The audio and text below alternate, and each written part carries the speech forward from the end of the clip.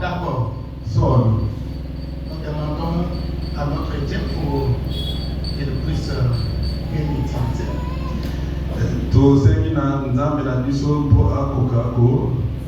Qu'il puisse bien l'utiliser.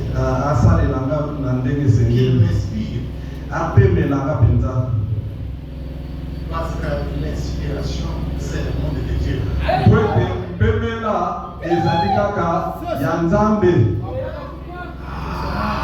Bongo. Vous êtes déjà déposé d'abord lire les Saintes Écritures. C'est ça ce qui se passe même dans les réseaux sociaux aujourd'hui. Si tu n'as pas du message, ne touche pas les choses du message. Le message de Dieu, c'est un message saint. Et ceux qui manient les messages divins ici, ce sont les gens saints. Avec les mains saintes. Alléluia. L'inspiration, c'est le monde de Dieu. Toi, si tu n'as pas bien compris, ne parlez pas. Va d'abord aux gens qui sont inspirés là, qui t'enseignent, que toi tu apprennes d'abord. Alléluia. L'inspiration, c'est le monde de Dieu.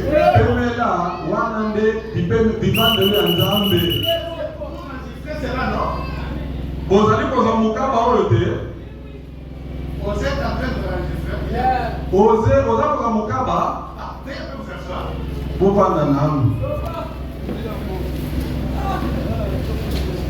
Vous êtes en train d'enregistrer. D'accord. Que Dieu bénisse.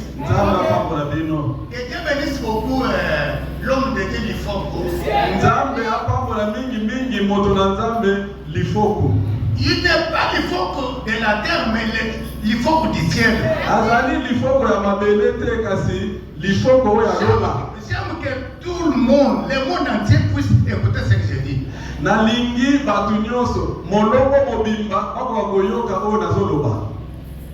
Alléluia.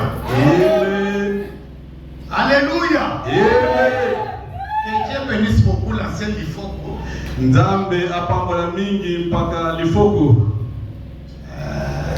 Pour les cantiques qu'il avait chantés. Est-ce qu'il y a un chanteur qui peut nous donner, qui peut nous chanter ces cantiques-là maintenant?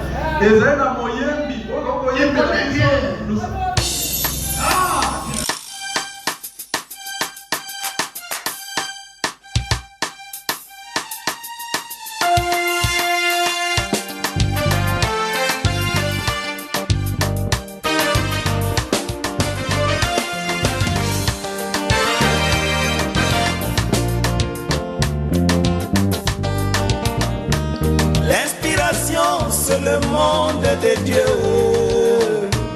Elle vient de la voûte céleste. Elle souffle dans l'âme de l'homme. Elle est plus forte. Que Dieu vous bénisse. L'inspiration, c'est le monde de Dieu. Et l'inspiration doit avoir son absolu qui est la parole de Dieu. L'inspiration ne peut pas aller en dehors de ce qui est écrit. C'est pourquoi William Branham pouvait dire, même si l'ange du ciel vient me dire quelque chose qui s'écarte de la parole de Dieu,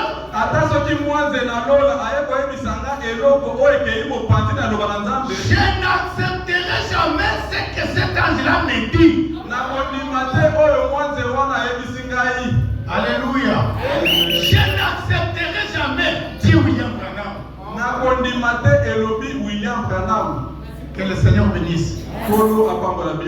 Peuple de Dieu, que Dieu bénisse. L'inspiration, c'est de Dieu. Écoutez. Voulez-vous que je lise William Branham? Je suis très content pour cela. Merci pour William Branham. Alléluia. J'avais déclaré dimanche passé. En dehors d'Israël, Libanda na Israël, il n'y a pas un Dieu qui dépasse celui de Chibola et de Chinyama.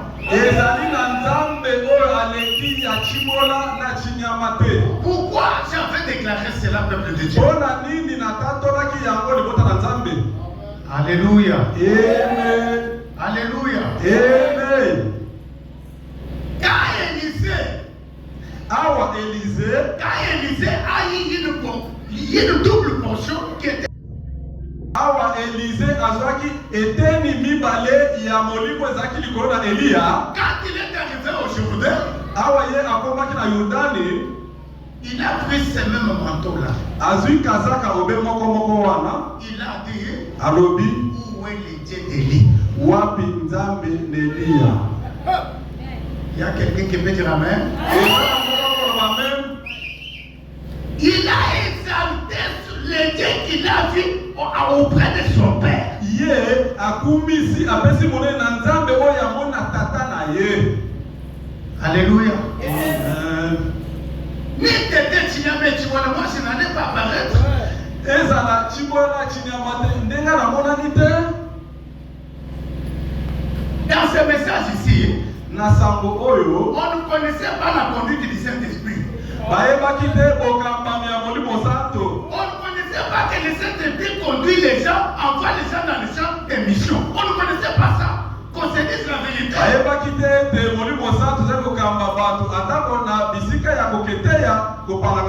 Grâce soit rendue à Dieu pour l'aider visionnaire Moïse Yame Chimola. Il est dit, comment y aura-t-il de prédicateurs s'ils ne sont pas envoyés? Je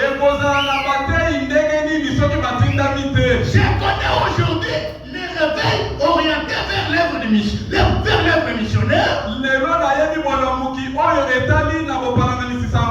travers de Chimona et de Chinyama. Alléluia. Quand j'ai lu les recommandations dans la Bible, mais les dieux qui il saisit les corps humains, il utilise, ainsi dit le Seigneur. On n'avait pas ça.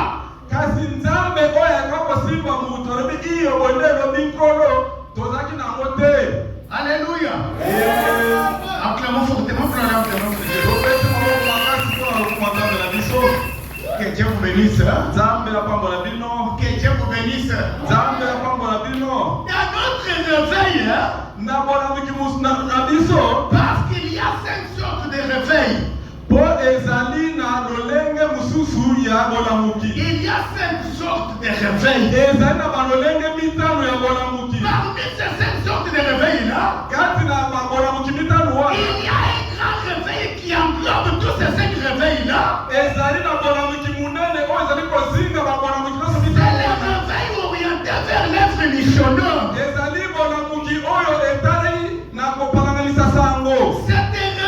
réveil suivi du surnaturel.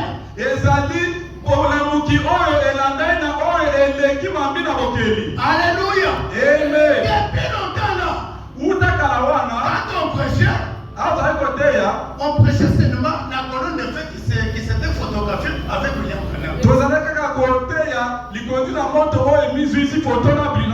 s'est limité par là. Mais aujourd'hui, alléluia, la colonne de feu, la photographie avec Chimona, avec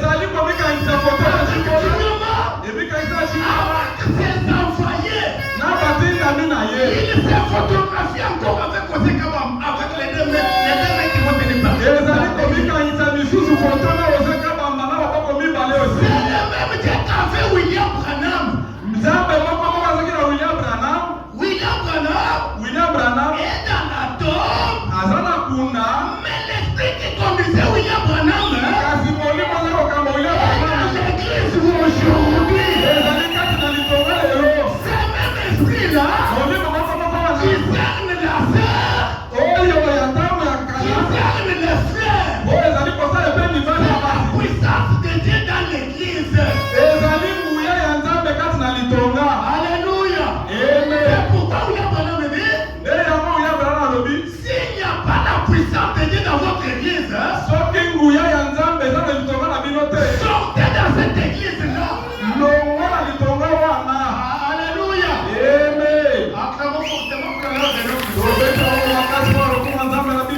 Que Dieu te serve ou bénisse. L'inspiration, c'est le monde de Dieu. Ah, je vais vous lire une écriture pour passer à l'essentiel.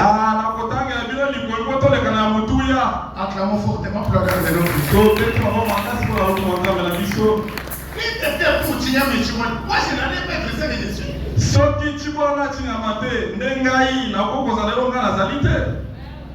Alléluia.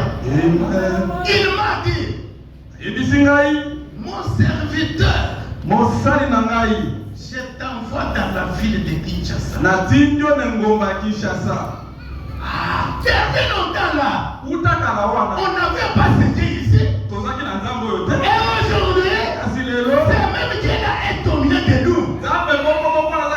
C'est pourquoi William Branham pouvait dire, il a intitulé un sujet inaudit. Nous l'avons trouvé. Ils ont trouvé qui? L'homme de Galilée.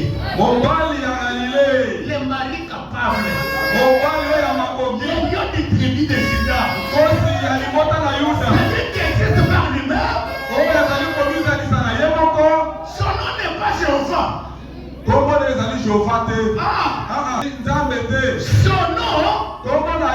Son nom n'est pas William Branham. Son nom n'est pas Paul. Son nom, c'est le Seigneur Jésus. Alléluia. L'inspiration, c'est le monde de Dieu.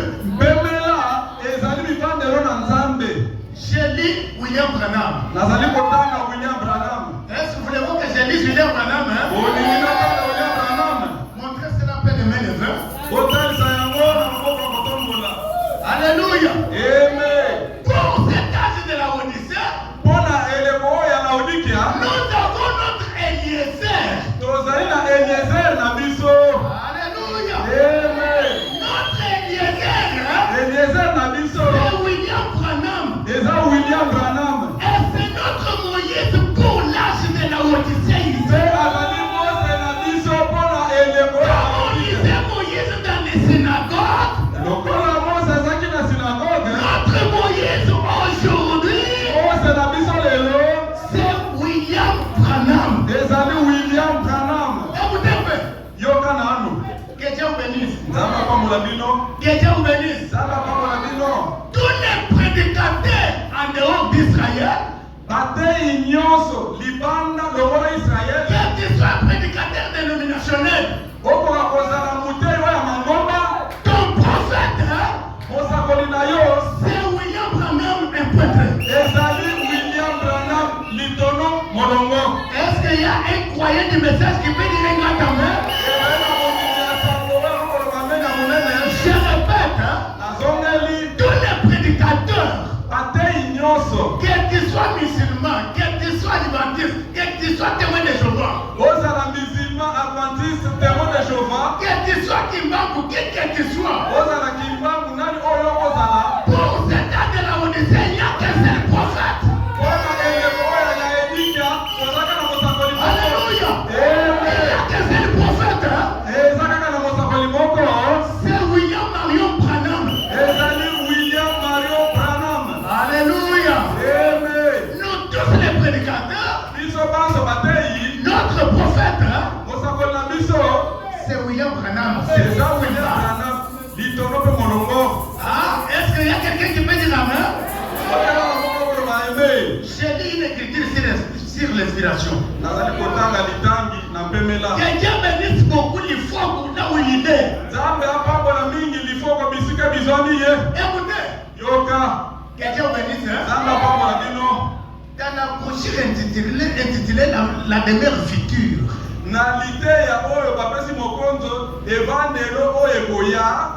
Frère Branham dit au Baaf 197. Oui. Le Saint-Esprit donne la compréhension claire et nette de la parole.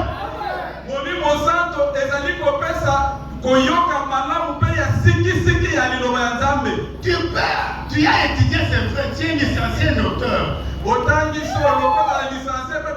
moto. Mais tu ne peux pas lire le message comme tu lis les livres de l'histoire. Hein? Kasi okokotanga sango lokola ozali kotanga sango oya makambo maleka kala. Il a fallu que tu sois inspiré.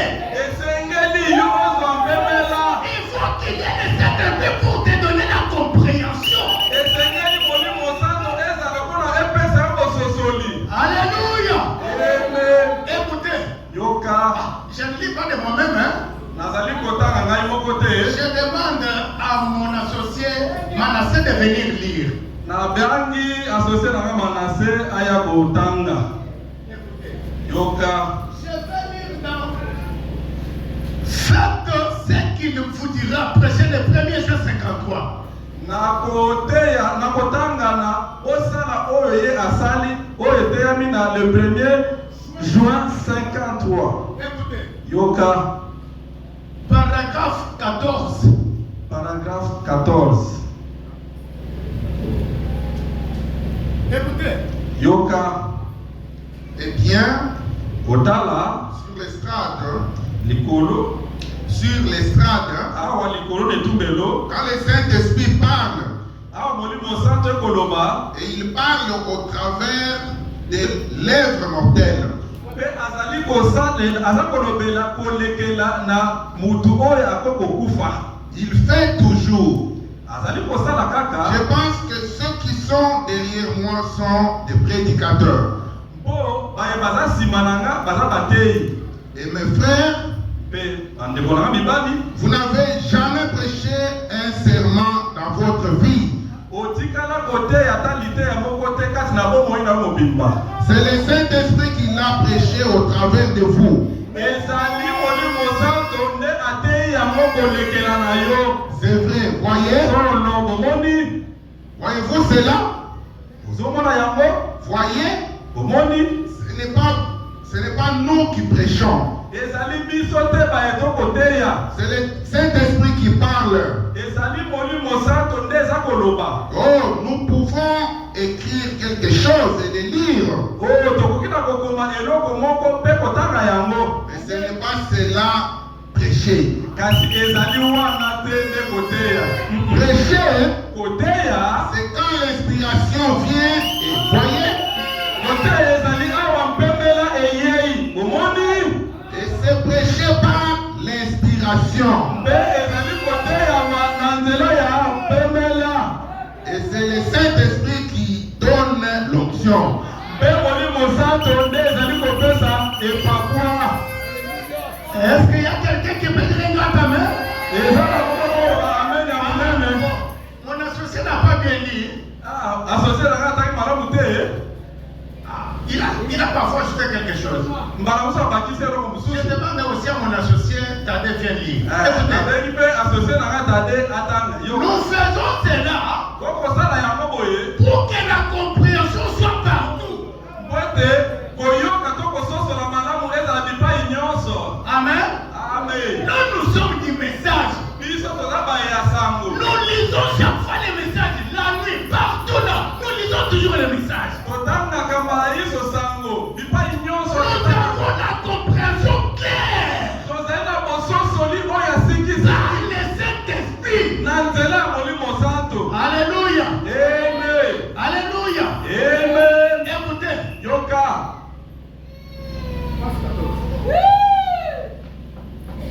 Eh bien, Kotala. sur l'estrade, Awa likolo ne tumbelo. quand le Saint-Esprit parle, Awa molimo santo ekoloba. et il parle au travers des lèvres mortelles, Mpe azali kosalela na bibebu ya oyo akoki kokufa moto. il fait toujours... Asala kaka. je pense que Nakobanza ete ceux qui sont derrière moi oyo baza nsima na nga sont des prédicateurs. baza bateyi. Et mes frères, Mpe bandeko na nga vous mibali. n'avez jamais prêché un sermon Botikala nkote ata lite ya moko te. dans votre vie. Na bomoi na bino mobimba. C'est le Saint-Esprit qui l'a prêché au travers de vous. Ezali molimo santo nde eteyi yango kolekela na nzela na bino. C'est vrai. Solo. Voyez? Omoni. Voyez-vous cela? Omoni yango. Voyez? Omoni. Ce n'est pas nous qui prêchons. Ezali biso te nde tokoteya. C'est le Saint-Esprit qui parle. Ezali molimo santo nde eza koloba. Oh! Oh. Nous pouvons écrire quelque chose koloba eloko songolo et les lire. mpe kotanga yango. Mais ce n'est pas cela prêcher. Kasi ezali wana te nde koteya. Prêcher, Koteya c'est quand l'inspiration vient. ezali awa mpembela ezali koya. Vous voyez? Omoni Et c'est prêché par l'inspiration. mpe eteyami kolekela na mpembela. Et c'est le Saint-Esprit qui donne l'onction. Mpe molimo santo nde eza kopesa epapa.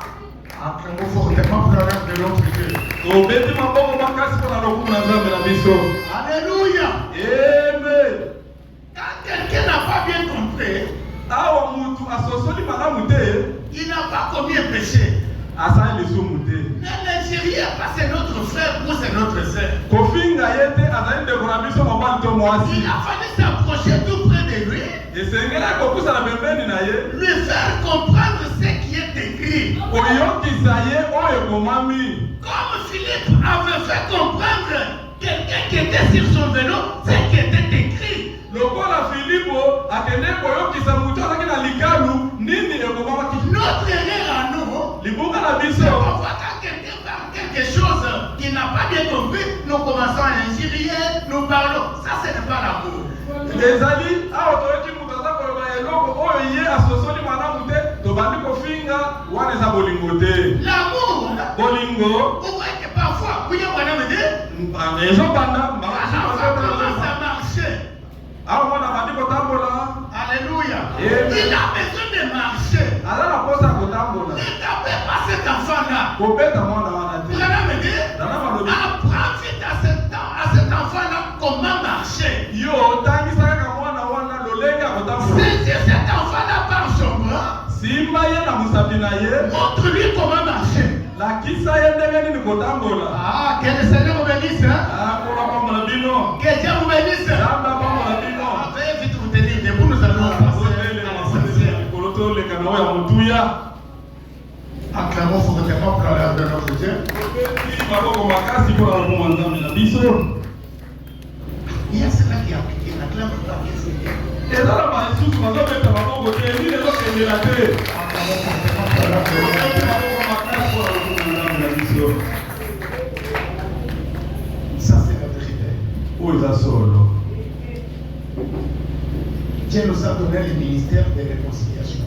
Nzambe apesi biso lotomo ya bozongani na bomoko. Quand quelqu'un n'a pas bien compris, Soki moninga asosoli malamu te, quand quelqu'un dans le rêve, soki moto aza na libunga, on lui montre son rêve là, balakisa ye libunga na ye, il accepte, il s'humilie. andimi amikitisi. Voilà la façon de traiter avec les enfants. Tala lolenge ya kosala na bana na Nzambe. Je vais lire dans notre texte familier rapidement, Na kotanga na litangi na biso ya momesano na Lombangu, verset 18. verset 18.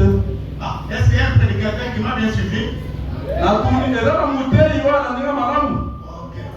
Parce qu'il y a beaucoup de choses qui marchent dans les réseaux sociaux comme Mpo eza na biloko ebele eza kotambola na bareseau sociaux. la parole corrige l'erreur. Liloba nde esembolaka bisika libunga eza. La parole n'injurie pas les rêves. Liloba efingaka te libunga. Ah, la parole corrige l'erreur. Liloba ezali kosembola nde Corrige par l'amour, ce n'est pas par la haine. sembola na nzela ya bolingo, na nzela ya koyina te. Par là, on ne passe que par Koloba na ndenge ya mabe po tous les prédicateurs de missionnaires. Les prophètes, c'est bien quand même. Point là. batei nyonso ya bato ya bibomiseli oyo aza mosakoli na bango eza kaka William Branham. Point là. Wana litono mpe molongo esili. C'est fini. Esili Que Dieu bénisse. tala pambola bino. Pouvez-vous aussi dire amen, mon église?